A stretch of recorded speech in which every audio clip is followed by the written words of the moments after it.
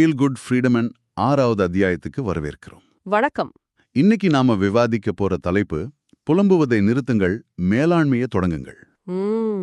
நம்ம அன்றாட வாழ்க்கையில நாம சந்திக்கிற ஒவ்வொரு சவாலுக்கும் நம்ம மனசு ரெண்டே விதமா தான் பதில் சொல்லுது. ஆமா. ஒன்னு, அந்த சூழ்நிலைய பத்தி புலம்பிக்கிட்டே இருக்கிறது. சரி. இன்னொன்னு, அது எப்படி சரி செய்யலான்னு நிர்வகிக்க ஆரம்பிக்கிறது. இது கேட்கறதுக்கு ரொம்ப சிம்பிளா இருக்கலாம், ஆனா இந்த ரெண்டுக்கும் நடுவுல பெரிய வித்தியாசம் இருக்கு. நிச்சயமா. நம்ம மன அமைதி, நம்ம ஆற்றல், ஏன் நம்மளோட வெற்றி கூட, இந்த ரெண்டுல எந்த பாதையை நம்ம தேர்ந்தெடுக்கிறோங்கிறத பொறுத்துதான் இருக்கு. அப்ப இன்னைக்கு இத பத்தி கொஞ்சம் ஆழமா பேச போறோம். ஆமா. இந்த புலம்புற பழக்கம் எப்படி நமக்கே தெரியாம நம்ம சக்தியை உறிஞ்சிடுது, அதுக்கு பதிலா இந்த மேலாண்மை மனப்பான்மைக்கு மாறுறது எப்படி நம்ம வாழ்க்கையோட கட்டுப்பாட்டை நம்ம கைக்கு கொண்டு வருதுன்னு பார்க்க போறோம். சரி, அப்போ முதல் படியிலிருந்தே ஆரம்பிக்கலாம். இந்த புலம்பல், இத முதல்ல சரியா புரிஞ்சுக்கணும். இது சும்மா முணுமுணுக்கிறதோ இல்ல குறை சொல்றதோ மட்டும் அல்ல, இல்லையா? இல்லவே இல்ல. அதுக்கும் மேல அது ஒரு மனநிலை, ஒரு சூழ்நிலைய பார்த்து இது இப்படி நடந்திருக்க கூடாது. ஏன் எனக்கு மட்டும் இப்படி நடக்குது? கரெக்ட். இது நியாயமே இல்லன்னு மனசளவுல அந்த யதார்த்தத்தை எதிர்க்கிற ஒரு போராட்டம். ஓ, அப்ப அது ஒரு எதிர்ப்பு நிலை. மிகச்சரியா சொன்னீங்க. இத ஒரு எளிமையான சமன்பாடா கூட பார்க்கலாம். அதாவது புலம்பல் சமம் எதிர்ப்பு, எதிர்ப்பு சமம் வலி. புலம்பல் சமம் எதிர்ப்பு சமம் வலி. ஆமா.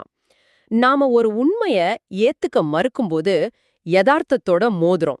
அந்த மோதல் தான் வலிய உருவாக்குது.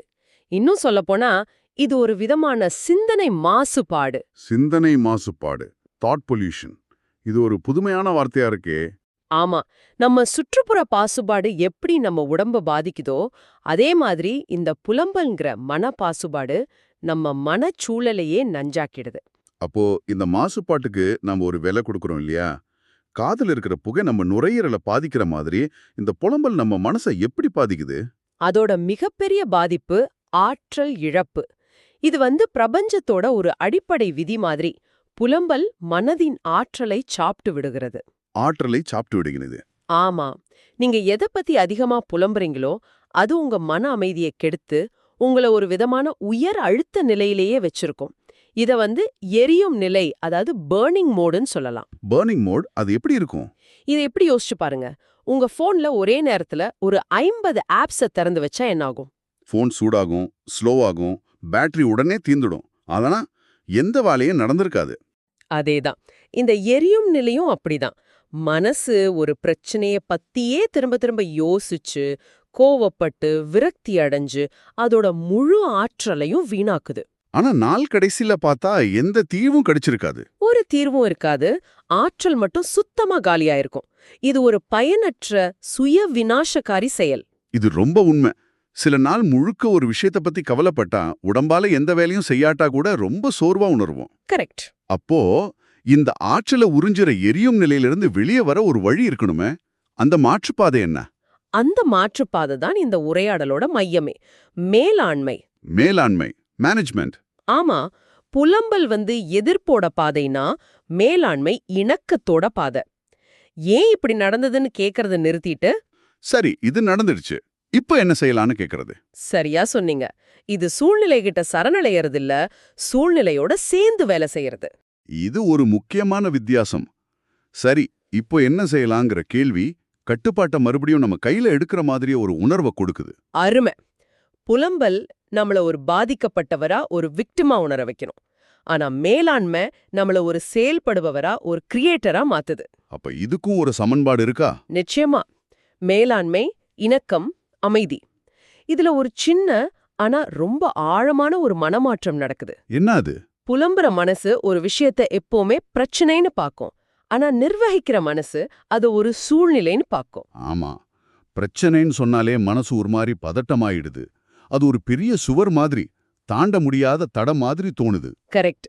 ஆனா சூழ்நிலைன்னு சொல்லும்போது அதை கையாளலாம், சமாளிக்கலாம்னு ஒரு நம்பிக்கை வருது. மிகச்சரி. பிரச்சனைங்கிற வார்த்தை நம்ம மூளையோட சண்டை போடுற பகுதியை தூண்டுது. ஆனா சூழ்நிலைங்கிற வார்த்தை தீர்வு காண்ற பகுதியை செயல்படுத்துது. அப்போதான் நாம அந்த எரியும் நிலையிலிருந்து கற்றல் நிலைக்கு, அதாவது லேர்னிங் மோட்க்கு மாறுறோம். மனசு அமைதியா இருந்தாதான் தெளிவான சிந்தனை வரும், புது யோசனைங்க வரும். ஆக மேலாண்மை உங்க ஆற்றலை சேமிக்குது. இதை இன்னும் தெளிவா புரிஞ்சிக்க ஒரு நல்ல கதை இருக்கு. சொல்லுங்க. 2 நண்பர்கள் ஒரு அழகான மலை பிரதேசத்துக்கு பயணம் போறாங்க. எல்லாம் நல்லபடியா போயிட்டு இருக்கு. திடீர்னு வானம் இருண்டு பயங்கரமா மழை பெய்ய ஆரம்பிக்குது. இப்போதான் அந்த 2 மனநிலையும் வெளிப்படும். ஆமா. முதல் நண்பன் உடனே புலம்ப ஆரம்பிச்சிடுறான். எல்லாம் பாழா போச்சு. இந்த மழையால நம்ம நாள் மொத்தமும் வீண். இப்படி ஆகும்னு தெரிஞ்சிருந்தா வந்தே இருக்க மாட்டேன்னு கோவப்படுறான். அவனோட மனசுக்குள்ள மழை ஒரு பெரிய எதிரி மாதிரி தெரியுது. ஆனா அந்த 2வது நண்பன் இருக்கானே, அவன் அணுகுமுறை டோட்டலா வேற. அவன் என்ன செய்றான்? அவன் சிரிச்சுக்கிட்டே சொல்றான், ஓ மழை பெய்யுதா, பரவாயில்ல, வா பக்கத்துல இருக்கிற அந்த சின்ன டீ கடையில சூடா டீ குடிச்சிட்டு இந்த மழைய நசிக்கலாம். இதுவும் ஒரு அனுபவம் தானே அப்படிங்கிறான். பாருங்க, இங்க சூழ்நிலை 2 பேருக்கும் ஒண்ணுதான், மழை. ஆனா அவங்களோட அனுபவம் ஜமீன் அஸ்மான் வித்தியாசம். ஒருத்தன் வலியையும் ஏமாற்றத்தையும் அனுபவிக்கிறான், இன்னொருத்தன் அதே சூழ்நிலையில அமைதியையும் ஒரு புது அனுபவத்தையும் பார்க்கறான். இதுதான் மேலாண்மையோட சக்தி. ஆமா, இந்த கதை ஒரு ஆழமான உண்மையை நமக்கு சொல்லுது. அதுதான் அந்த அழகான வரி. மழை வெளியே பெய்கிறது, நனைவது உள்ளே நடக்கிறது. அதாவது வெளியே நடக்கிற நிகழ்வு நேரடியா நம்மள பாதிக்கிறது இல்ல. அந்த நிகழ்வுக்கு நாம கொடுக்கிற மன ரீதியான எதிர்வினை தான் நம்ம உணர்வுகளை தீர்மானிக்குது. மிகச்சரி. மழை ஒரு நிகழ்வு, அது பிரச்சனை இல்ல. மழையால என்னால் வீணா போச்சுன்னு நாம நினைக்கிற நம்மளோட எண்ணம் தான் பிரச்சனையை உருவாக்குது. இந்த புலம்புறதும் நிர்வகிக்கிறதும் வெறும் பழக்கங்கள் தான்.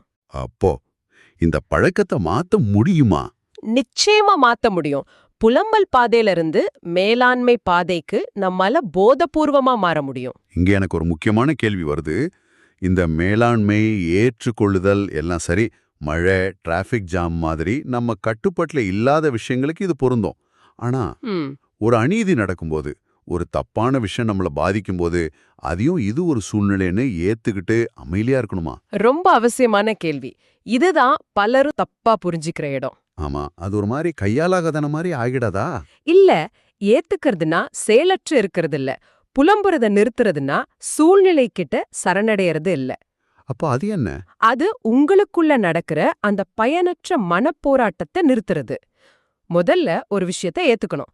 ஆம், இந்த அநீதி நடக்கிறது, இதுதான் இப்போதைய யதார்த்தம்னு ஒப்புக்கொள்ளணும். ஓகே, அந்த யதார்த்தத்தை ஏத்துக்கிட்டு அப்புறம் அதுதான் முதல் படி. இது நடந்திருக்க கூடாதுன்னு புலம்புறதுலயே உங்க சக்திய வீணாக்காம, யதார்த்தத்தை ஏத்துக்கிட்ட பிறகு தெளிவான அமைதியான மனசோட கேட்க வேண்டிய கேள்வி, சரி, இந்த சூழ்நிலைய மாத்த நான் என்ன செய்யணும்? புரியுது. புலம்பல் நம்மள அதே இடத்துல முடக்கி வைக்கும். ஆனா யதார்த்தத்தை ஏத்துக்கிறது தான் அதை மாத்துறதுக்கான ஆற்றலை உங்களுக்கு கொடுக்கும். கோவத்தோட நீங்க எடுக்கிற முடிவுகளை விட அமைதியான மனசோட எடுக்கிற முடிவுகள் ரொம்ப சக்தி வாய்ந்ததா இருக்கும். இது ஒரு சக்தி வாய்ந்த கருத்து. இதோட சம்பந்தப்பட்ட ஒரு வரி இருக்கு. நீங்கள் எதை ஏற்றுக்கொள்கிறீர்களோ அதிலிருந்து நீங்கள் உயர்கிறீர்கள். What you accept you rise above. இதை கொஞ்சம் விளக்க முடியுமா? கண்டிப்பா. ஒரு சூழ்நிலையை நீங்க எதிர்க்கிற வரைக்கும் நீங்க அதோட பிடிக்கப்பட்டிருக்கீங்க. அது உங்க ஆற்றலை உறிஞ்சிக்கிட்டே இருக்கும். உதாரணத்துக்கு, நீங்க தண்ணில விழுந்துட்டா, நான் ஏன் விழுந்தேன்னு புலம்பிட்டே இருந்தா என்ன ஆகும்? மூழ்கிவோம். உண்மையான சக்தியை கொடுக்கும். ஆக இந்த முழு விவாதத்தையும் தொகுத்து பார்த்தா இது முழுக்க முழுக்க கட்டுப்பாட்டை பற்றியது. ஆமா, புலம்பல்கிறது கட்டுப்பாட்டை இழந்துட்டு தான் உணர்ற ஒரு நிலை. சூழ்நிலைகள், மத்தவங்க, விதி எல்லாம் நம்மள கட்டுப்படுத்துதுன்னு நினைக்கிறோம். ஆனா மேலாண்மைங்கிறது முழுமையான கட்டுப்பாட்டை மறுபடியும் நம்ம கையில எடுக்கிற ஒரு நிலை. வெளியே நடக்கிறத நம்மால எப்பவும் கட்டுப்படுத்த முடியாது. ஆனா அதுக்கு நாம எப்படி எதிர்வினை ஆற்றணுங்கிறத நம்மால 100% கண்ட்ரோல் பண்ண முடியும். அந்த ஒரு விஷயத்தின் மீதான கட்டுப்பாடு தான் உண்மையான சுதந்திரம். அந்த ஃபீல் குட் நிலைங்கிறது எல்லாம் சரியா நடக்கும்போது வர்றதில்ல. எதுவும் சரியா நடக்காத போதும் நம்ம மன அமைதியா நம்ம இழக்காம இருக்கும்போது வர்றது. கரெக்ட். அப்படின்னா இதிலிருந்து நாம் எடுத்துட்டு போக வேண்டிய இறுதி செய்தி என்ன? நமக்கான ஒரு செயல் திட்டம். அது ஒரு தீர்மானமா இருக்கலாம். ஒவ்வொரு நாளும் நமக்கு நாமே சொல்லிக்கிற ஒரு மந்திரம். என்னது? நான் புலம்ப மாட்டேன், நான் சூழ்நிலைகளை நிர்வகிப்பேன். ஒவ்வொரு தடவையும் மனசு பழையபடி புலம்ப ஆரம்பிக்கும்போது போதபூர்வமா இந்த வரிய ஞாபகப்படுத்தி, சரி இப்ப என்ன செய்யலாம் அங்கிற கேள்விக்கு தாவணும். இது நீதி கருத்து ரொம்ப தெளிவா இருக்கு. நீங்க நிர்வகிச்சா நீங்க வெற்றி பெறுவீங்க. புலம்புவதை நிறுத்தும் போது ஃபீல் குட் ஆரம்பமாகிறது. சரிதான். நம்ம கட்டுப்பாட்டுல இல்லாத விஷயங்களை பத்தி புலம்புறத நிறுத்திட்டு, நம்ம கட்டுப்பாட்டுல இருக்கிற ஒரே விஷயமான நம்ம எதிர்வினைய நிர்வகிக்க ஆரம்பிக்கிறது தான் உண்மையான விடுதலை. இது ஒரு ஆழமான சிந்தனை. ஆனா இதுவரைக்கும் நாம பேசினதெல்லாம் வெளியே நடக்கிற விஷயங்களை பத்தி, மழை, மத்தவங்களோட செயல்கள் இந்த மாதிரி. ம். இந்த விவாதத்தை முடிக்கிறதுக்கு முன்னாடி ஒரு இறுதி கேள்வி. கேளுங்க. நம்மளோட உள்மனதின் வானிலை பத்தி என்ன? அதாவது வெளியில குற்றம் சொல்றதுக்கு எதுவுமே இல்லாதப்போ, ஆமா.